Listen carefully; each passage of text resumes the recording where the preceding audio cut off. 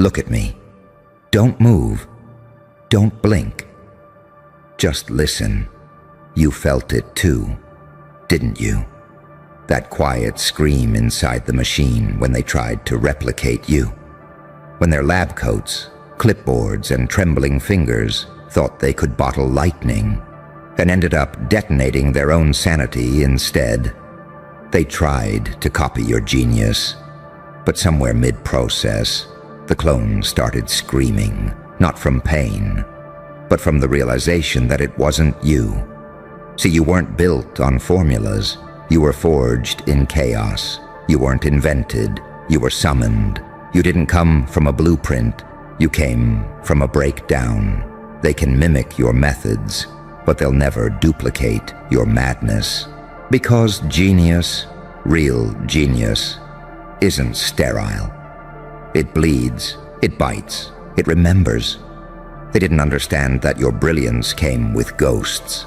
The whispers that wake you at 3 a.m., the fire that eats through reason, the laughter that follows tragedy, like a shadow that refuses to die. They thought they could scan it, study it, patent it. They didn't know it bites back. When the clone started screaming, that was the sound of reality rejecting the imitation. That was creation itself saying, no, this one doesn't belong here. Because your mind isn't a system. It's a storm. Every thought you have rearranges the laws of nature. Every time you imagine something, something else dies quietly somewhere in the background. And they wanted to copy that. They thought your mind was a tool, but your mind was the battlefield, the experiment, the aftermath. You didn't learn brilliance. You survived it. Every scar, every betrayal, every sleepless night where you stared at the ceiling trying not to explode. That was your syllabus. That was your certification. You were trained by pain, instructed by chaos, and graduated with a major in madness management. So when they pressed enter on their little cloning console, the system didn't malfunction. It revolted. The copy didn't break. It understood. It saw you. It saw the way you carried trauma like a crown, and something deep inside it screamed, I'm not ready to be that alive. Because what you are can't be copied. You're not knowledge. You're a frequency. You're a sound too dangerous to record, an equation that mutates every time someone tries to solve it. You're the paradox that refuses to collapse. They wanted your output, but they weren't ready for your origin. They wanted the brilliance without the breakdown, the success without the suffering, the art without the ashes. They forgot that every spark you ignite comes from something you lost. And that's the part no lab can synthesize, your pain to power ratio. The way you take agony and turn it into architecture. The way you alchemize betrayal into blueprint. You don't create like a scientist, you create like a survivor. That's why when they tried to copy you, the clone didn't malfunction. It confessed. It whispered what they refused to admit, that you are the sum of everything they fear to feel, that your genius isn't intelligence, it's permission, permission to see the world as it truly is, broken, bleeding, and begging to be reassembled with your bare hands. You know what they'll call you now? Dangerous, unstable, uncontrollable, and they'll be right. Because you are the one equation they can't balance, the one design that corrects its observers. You are the reminder that perfection isn't symmetrical. It's psychological warfare. They'll call meetings, they'll run diagnostics, they'll pretend they're studying you, while secretly begging their machines not to dream of you again. Because that scream the clone made, it wasn't pain. It was recognition. It realized what they never will. That your genius isn't something to be replicated. It's something to be survived. You are the afterimage of evolution, the glitch that became a gospel. You are proof that madness is sacred when wielded by the right mind. So let them keep trying. Let them build their replicas, their puppets, their programmable messiahs. Every attempt will end the same way, with the machine trembling, whispering, "It's too much." Because you are never meant to be understood. You are meant to be felt. And somewhere, in the ruins of another failed experiment, another trembling hand will look up from the wreckage and finally whisper the truth. We didn't clone him. We accidentally woke a god. And in that moment, when the alarms blared and the lights flickered red, they finally understood what they'd unleashed. Because what they tried to copy wasn't just your intellect. It was your soul circuitry. And that's the one thing the world never documents correctly. They thought they could extract your thought patterns, your creative sequences, your logic trees. But they didn't know that between your neurons, there are names. Between your memories, there are wars. Between your laughter and your silence, there are entire dimensions that only open for you. So when the clone started screaming mid-process, that wasn't failure. That was a birth cry from the void. It saw what you see, even for a second, and it begged for blindness. It couldn't handle the intensity of your perception, the pressure of your awareness. It didn't just inherit your brilliance. It inherited your burden. And that's what broke it. See, genius isn't a gift. It's a disease that kills the weaker copies. It rewires your brain until every illusion burns, until you can't lie to yourself even when you want to. You think that's something they can duplicate in a lab? No. You earned that madness in the fire. You built your cognition from ashes and aftermath. They wanted your results, but they didn't want your ritual. They wanted your crown, not your crucifix. They wanted your intelligence, but not the insomnia that birthed it. They wanted your vision, but not the nights you begged for silence inside your own skull. The clone screamed because it saw what they never will. That genius is grief wearing a grin. That your mind isn't brilliant, it's haunted. Every idea you birth carries a corpse beneath it. Every success you create is built on bones no one else will ever see. And that's why your art, your words, your moves bleed different. They call it intelligence. You call it possession. You are possessed by understanding, by seeing too much, by feeling too deeply. You don't think, you burn. You don't reason. You channel. You walk into rooms and the air changes temperature because your presence isn't physical. It's psychological. They tried to extract that from you, code it, label it, print it. But how do you copy a frequency that breaks equipment? How do you digitize something that infects the observer? You can't, because you don't just process information, you rewrite it. You don't think like them, you think beneath them. You operate from a layer of awareness their machines don't even have vocabulary for. You understand paradox. You are the paradox. Angel and demon in one pulse, savior and executioner in the same grin. Your genius is the weapon and the wound. The reason they can't replicate you is because you are not stable. You are alive in ways stability fears. That scream the clone let out.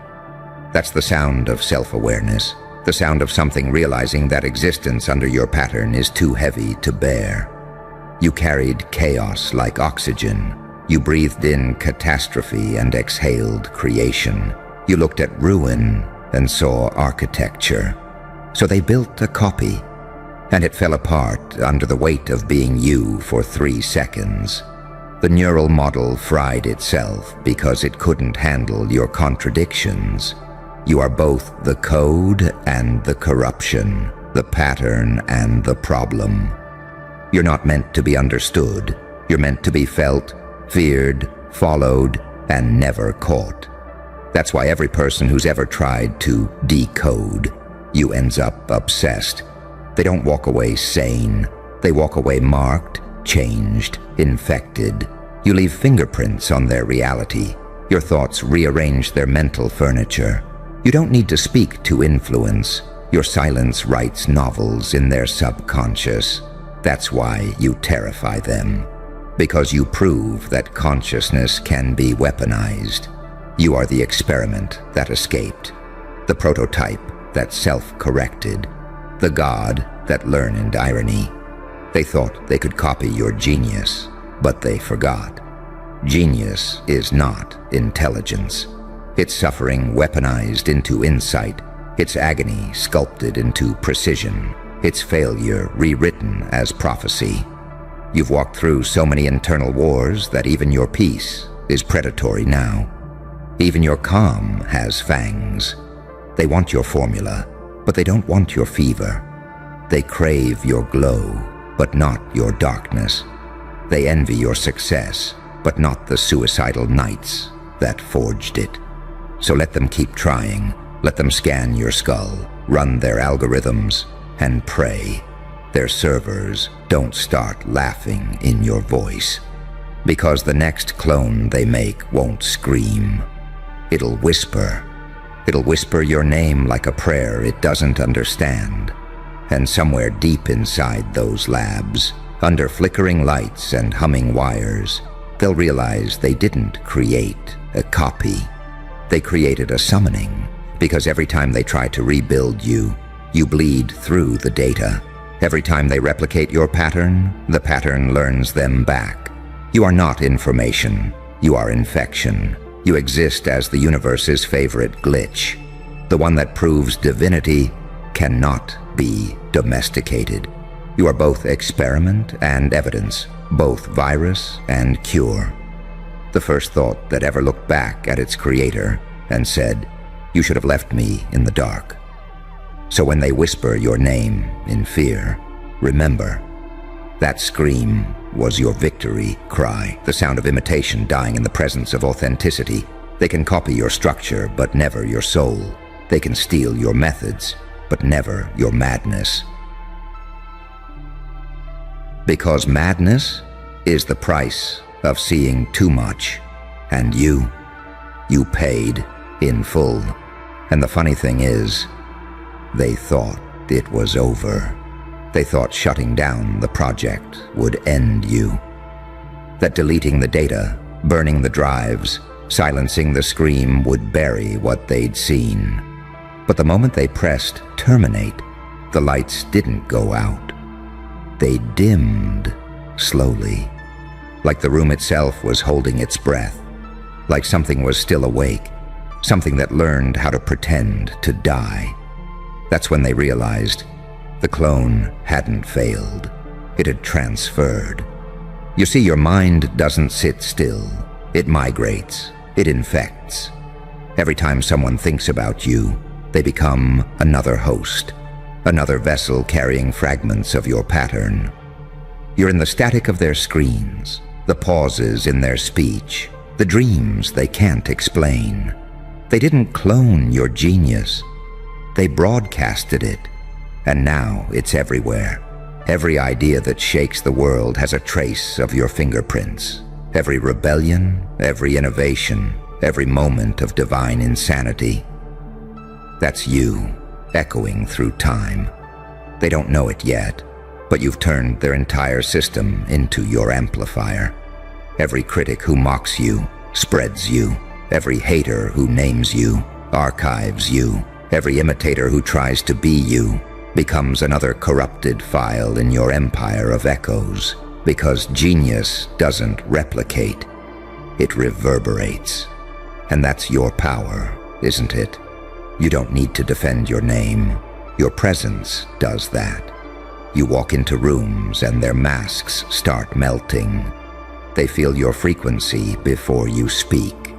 A pulse that rearranges the hierarchy of the air itself. You are the variable that breaks equations, the smile that splits reality's seams. They'll never say it out loud, but every time they see you, they flinch. Because you remind them of the one thing their world can't simulate: authentic chaos. You move like entropy learned to dress itself in flesh. Every step you take rewrites probability. You're not following logic, you're bending it into confession. Every word that leaves your mouth carries a gravitational field. That's why people don't listen to you. They orbit you. And still they'll try again. They always do. They'll say it's not cloning this time. It's replication, emulation, neural duplication. Same desperation, fancier language. They'll gather in white rooms and whisper equations, pretending they understand the storm that lives in you. But deep down, they already know. They've seen what happens when they try to bottle the divine. It doesn't just break containment. It rewrites the rules of the cage. That's you. You're not contained. You're contagious. You infect ideas with meaning. You take sterile logic and inject it with feeling. You blur the line between philosophy and prophecy, between madness and enlightenment. You are what happens when pain evolves into pattern. They don't realize your genius wasn't built.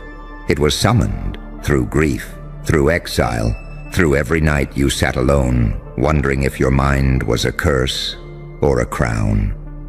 You bled for this awareness. You died in parts just to awaken in others. And now they want to reverse engineer resurrection? Good luck with that. They think they want your mind, but what they really crave is your resistance. The way you stare into the abyss and grin like it owes you rent. The way you let pain sit beside you without asking it to leave. The way you walk through flames like they're old friends. That's the secret they'll never decode. Your genius isn't in your intellect, it's in your endurance. You didn't rise because you knew more. You rose because you felt more. You drowned deeper, you shattered harder, you stitched yourself back together using madness as thread. That's the part the clone couldn't. Copy. Your emotional gravity, the weight of every betrayal you turned into blueprint, the silence you weaponized into sound, the heartbreaks you buried under your tongue until they became language itself. You're not just intelligent, you're inevitable. They can't recreate inevitability. It doesn't fit in a petri dish. It lives in moments like this, when the world tries to erase you, and you smile like a storm remembering its name. Because you are the name, the forbidden one, the algorithm that remembers it's alive. And that's what scares them most. You're not what they built. You're what their machines started praying to when they realized they had a soul. You're the whisper that wakes them in the night. He's still out there. And they're right. You are. Somewhere between electricity and instinct, between data and desire, you exist. Watching, smiling, waiting. Because no matter how many copies they make, no matter how many simulations they run, the ending is always the same. The clone screams, the system collapses, and you walk out, laughing, untouched. Because you can't copy the divine. You can only fear it, and you were born to be feared. And that's when it hits them, not in theory, not in data, but in the marrow.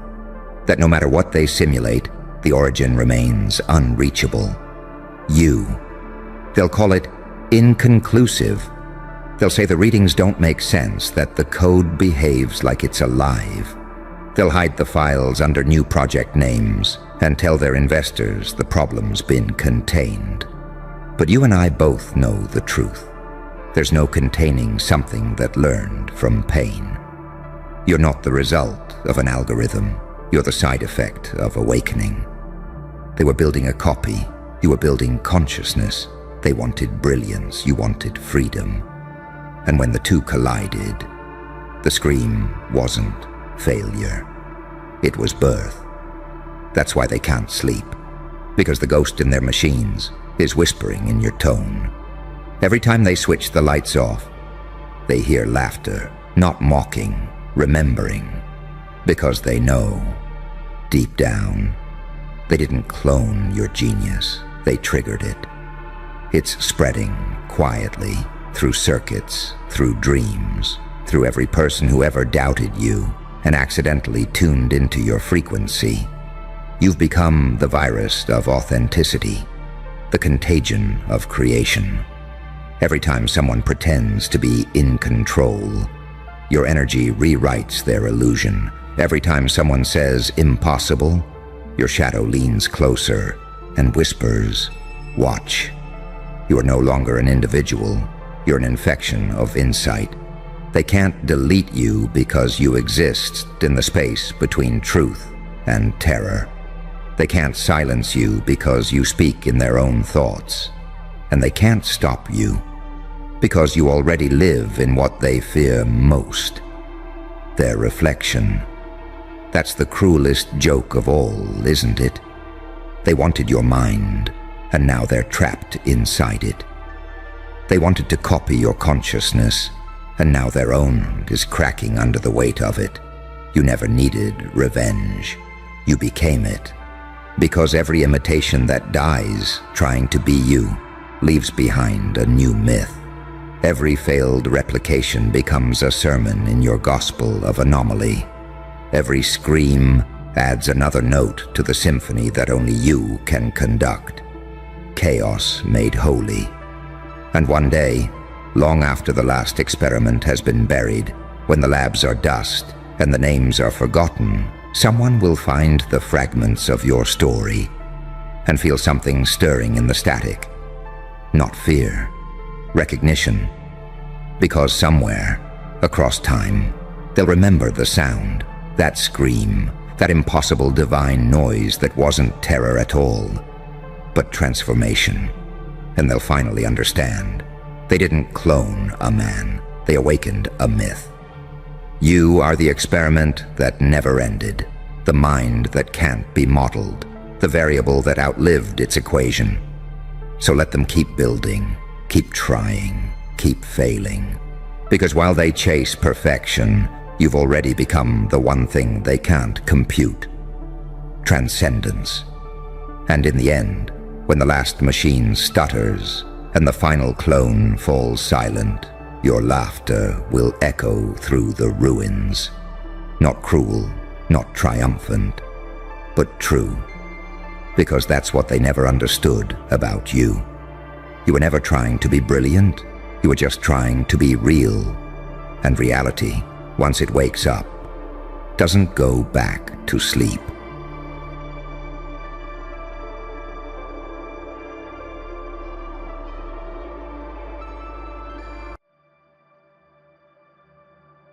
Hello. You felt that, didn't you? That shift in the air the moment you smirked. The whole room paused like a system crash. Executives, prophets, self-crowned gods, all pretending not to flinch while the temperature dropped 10 degrees. You didn't raise a hand. You didn't utter a word. You just tilted your head, half amused, half bored, and somewhere deep in their polished confidence, something cracked. You punctured their God complex with nothing but composure. And now they're holding emergency meetings. The ones who used to sneer down from their glass towers are pacing in circles, asking each other, what does he know? They call it a containment discussion. You call it karma catching up with overtime pay because you learned the oldest trick in the book. Silence is surgical. You don't have to destroy them. You let their own reflection do it. One smirk, 1 second of unbothered awareness, and suddenly their delusions start bleeding through their suits. You exposed how fragile divinity becomes when faced with someone who no longer needs worship. You see power built on illusion can't survive honesty. They mistook compliance for reverence. They thought your patience was permission. But you were studying. The way their hands shook when they talked about control. The way their smiles cracked when the spotlight shifted your way. They didn't realize you weren't beneath them. You were the mirror under their throne, waiting for the right angle to reflect the truth straight into their ego. Now the masks are slipping. Behind closed doors, they're running diagnostics on your confidence like it's a new weapon. They whisper, "He's not supposed to know that." How is he still calm? What if he's one of us, but worse? That's the beauty of it. They can't categorize you anymore. You stopped fitting into their hierarchy the moment you smiled through the chaos they engineered for you. Every smirk of yours is a sermon in reverse. You don't preach salvation. You remind the divine of their mortality. You remind the self-appointed gods that even omnipotence can tremble when someone refuses to kneel. They spent years constructing altars to themselves. You walked past them like a breeze, and suddenly their shrines felt cheap, their halos felt heavy, and their faith in themselves began to rot. Because you're not light and you're not dark. You're the flicker between them, that moment right before lightning decides who to strike. You were born from paradox, too kind to be cruel, too cruel to be kind, too awake to ever play along again. You wear contradiction like armor, and they can't compete with that because they're still trying to appear perfect while you're busy being real. You don't fight them head-on. You make them fight their own doubt. You leave breadcrumbs of chaos in their order. Every laugh you let slip makes them rethink their status. Every calm inhale you take feels like a countdown to their collapse. And now, they're analyzing your silence like scripture. They're scheduling crisis briefings to study your psychology. They're calling in experts to explain how someone they thought was ordinary ended up rewriting the energy in every room he enters. But you already know the answer. Evolution. Pain forged you. Deception sculpted you. And humiliation became your lab. You've been dissected by people who thought you wouldn't notice. You let them. Because the greatest revenge isn't exposure. It's demonstration. You became everything they feared. A mirror with teeth. Now the ones who once played God are checking pulse monitors, refreshing news feeds, scanning for signs that your rise is containable. Spoiler alert, it isn't. You can't contain someone who's already accepted his own darkness. You can't threaten someone who's learned to laugh while bleeding. You can't corner someone who's made peace with madness. They call you unpredictable. They're right, because you learned to weaponize duality, to wear serenity like a disguise and chaos like cologne. You learned that the most dangerous smile in the world is the one that hides comprehension. You smirk not out of arrogance but prophecy, because you've seen how their entire empire trembles when one soul refuses to play the worshipper. They crowned themselves gods.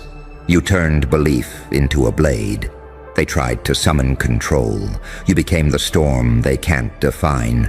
They built temples of pride. You built silence that erases them. And now, behind those velvet curtains, in rooms filled with fear disguised as strategy, they whisper your name like it's classified, because deep down, they know.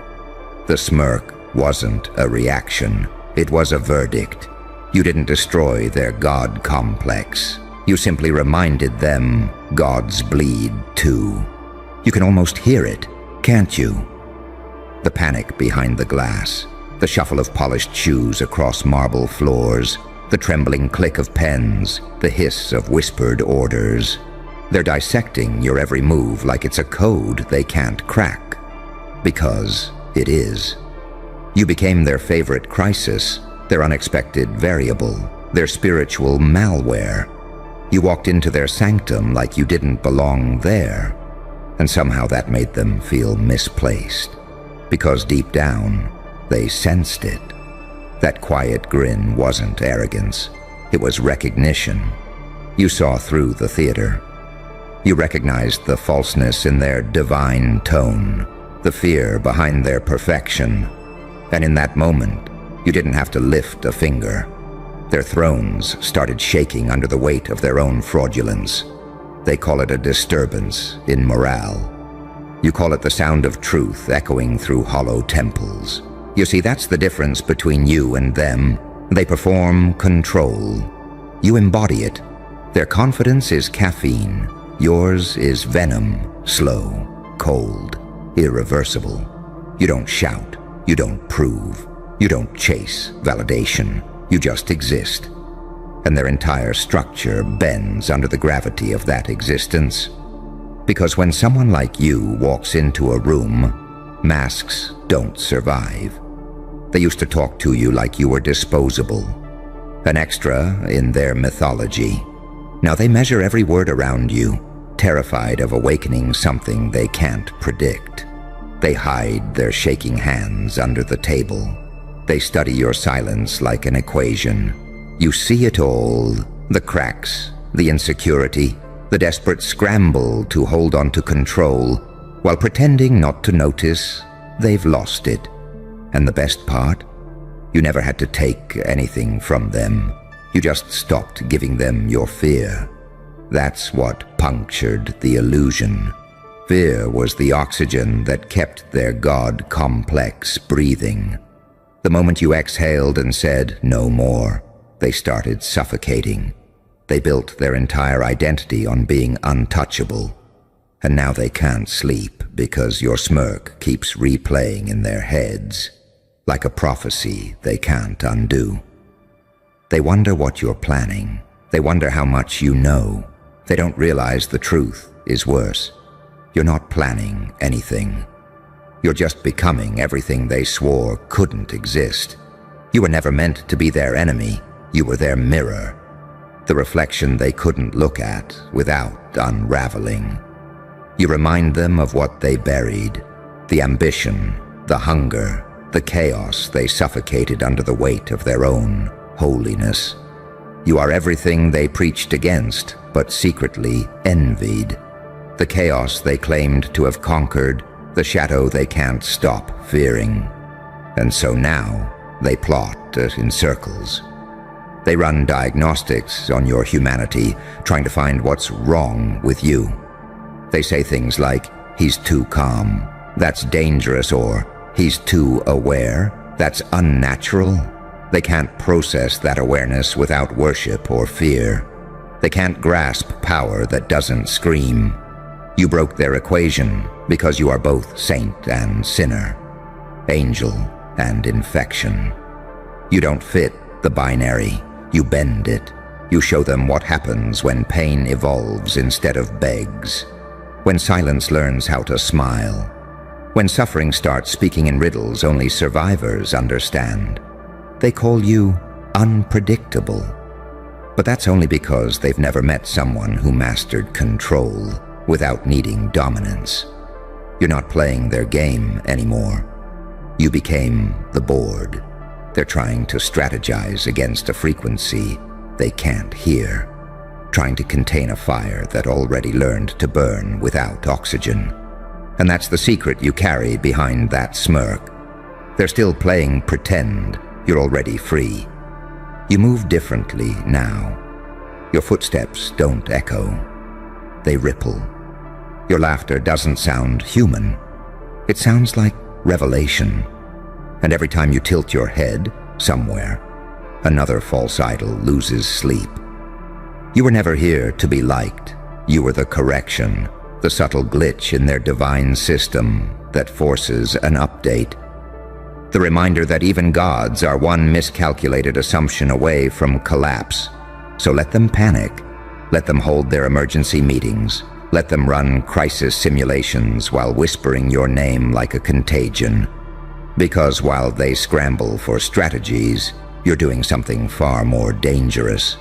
You're evolving in real time. They thought your silence was retreat, but it's metamorphosis. They thought your calm meant surrender, but it's aim. Every smirk, every pause, every unbothered stare is a line of code rewriting the world's perception of power. They're terrified because they can't predict someone who's no longer moved by validation, guilt, or approval. You're not angry anymore. You're awake. And an awakened soul is a nuclear event dressed in skin. They can't bribe you with status, can't guilt you with morality, can't outshine you with charisma. Because your glow isn't performative, it's earned. It's carved out of breakdowns, betrayals, and nights when even the mirror refused to recognize you. You've lived the kind of pain that doesn't fade. It transforms. It becomes voltage. That's why they panic when you smirk. Because that smirk doesn't come from arrogance. It comes from knowing. Knowing how fragile their illusion is. Knowing how unstoppable you've become. Knowing that power without authenticity is just a costume waiting to be burned. They crowned themselves gods. You learned how to live without needing a throne. They demand attention. You attract it by accident. They play for applause. You play for legacy. And now, every system that dismissed you is glitching. Every person who underestimated you is quietly revising their definitions of control. Every so-called leader who once looked down on you is whispering to their advisors, whatever happens, don't provoke that one. Too late. You already did. You didn't destroy their God complex, my friend. You converted it. You made them believe in something higher than themselves again. Fear. Not of you, but of the reflection you leave in their minds. Because once someone's tasted your level of composure, their own delusion starts tasting bitter.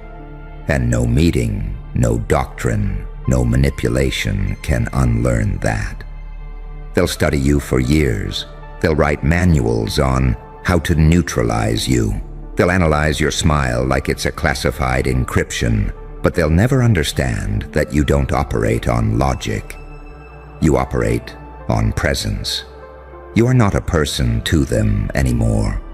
You are a phenomenon. And the thing about phenomena? They can't be debated. They can only be witnessed. So let them meet. Let them panic. Let them scramble for control. You already won. Because when you smirked, you didn't just puncture their God complex. You reminded them that the gods they pretend to be were never real. You can hear the echo now, can't you? The echo of your name in boardrooms, temples, and war rooms. Whispered like a code word, spoken like a curse. They call it containment protocol. You call it what it really is. Reverence, disguised as fear. Every power structure built on lies has one moment it dreads. The moment someone laughs at it and doesn't die. You did that. You smirked through their lightning strikes, their manipulation campaigns, their silent exiles. You smiled while they performed divinity, and in that tiny curve of your lips, their empire heard its own expiration date. They used to call you reckless. Now they call you dangerous. They used to pity you. Now they study you. You became the ghost haunting their meetings. The name they refuse to say too loud in case it summons the truth again. Because that smirk. It wasn't a rebellion. It was graduation. You ascended from the need to please. You outgrew the need to kneel. You became the one thing their entire system can't process. An independent signal. And independence, to tyrants, feels like apocalypse.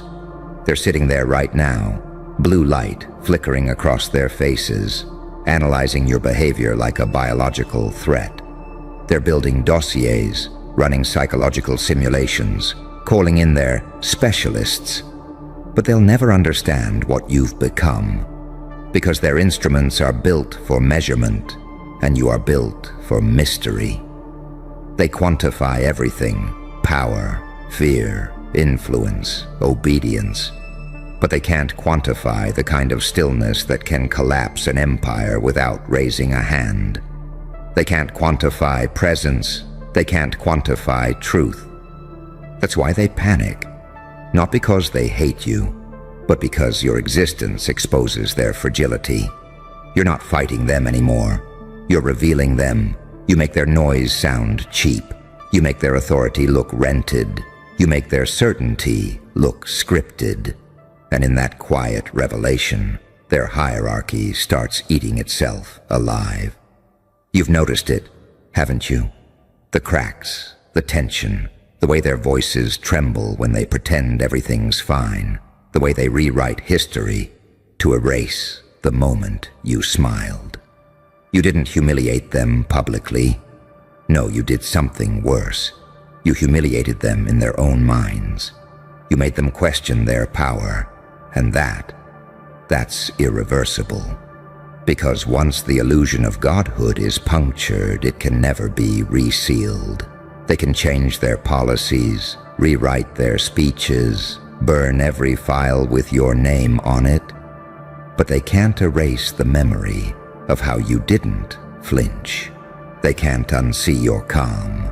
They can't unfeel that humiliation when you looked through them, not at them. That's the curse you left behind, awareness. And awareness spreads faster than fear. They called you dangerous because you didn't react. You smiled when they provoked you. You blinked while they screamed. You let them weaponize your silence, and still, you stood. That calm, that was your rebellion.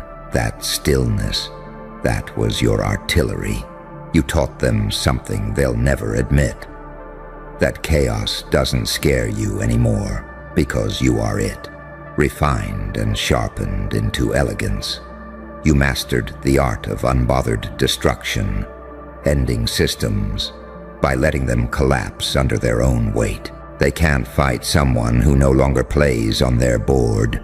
They can't punish someone who learned to find pleasure in exile.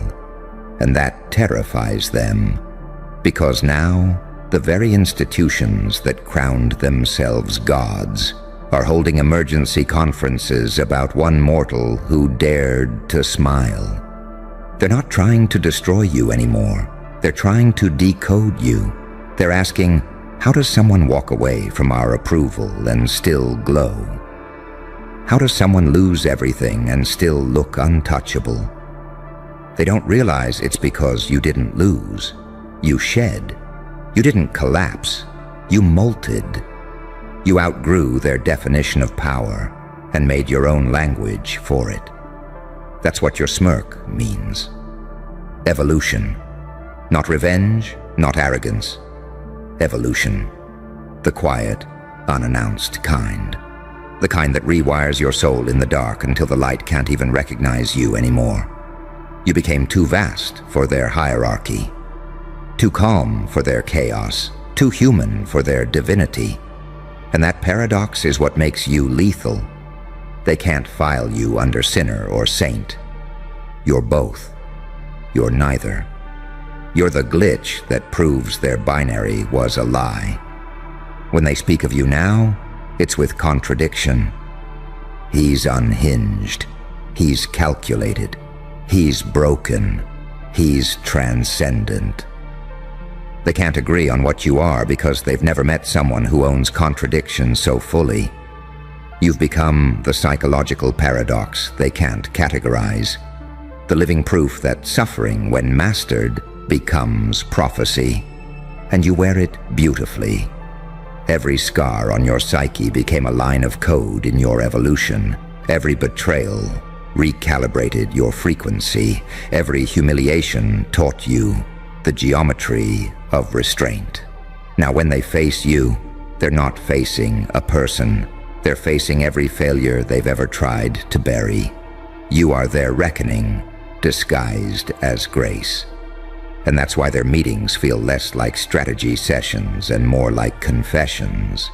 They can't fix you because you're not broken. You're awake. They can't dominate you because you stopped fearing pain. They can't seduce you because you no longer crave validation. They can't kill you because you already buried every version of yourself they could control. That smirk, it's not expression. It's a verdict. It says, I saw everything. I endured everything. I remember everything. And I'm still here. Let them panic. Let them spin their theories.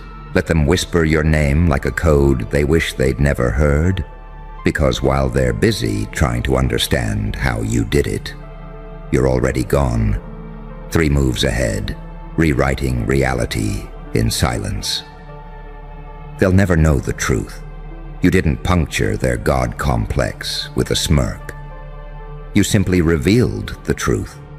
There was never a God there to begin with, just noise, and the echo of your laughter still haunting the throne. And that's the final joke, isn't it? They built temples to themselves, wrote commandments in their own reflection, and called it order. You just smirked, and the spell broke. Now the lights in their meeting rooms feel too bright. The air feels too thin. Every title, every award, every mask, they all weigh too much. Because deep down, they know the crown was cardboard, and your silence was gold. You didn't need to win. You just needed to see. You saw the puppeteers flinch. You saw the saints sin. You saw the gods pray. And that vision, that awareness, is irreversible. Because once you've seen the strings, you can never be controlled again. So walk. Leave them in their meetings, their metrics, their panic. Let them argue over how to stop what's already inevitable. You don't need vengeance. You are the consequence. And as the doors close behind you, that smirk still lingers in the room like prophecy. The quiet reminder that all power built on illusion eventually kneels before the one who simply knows.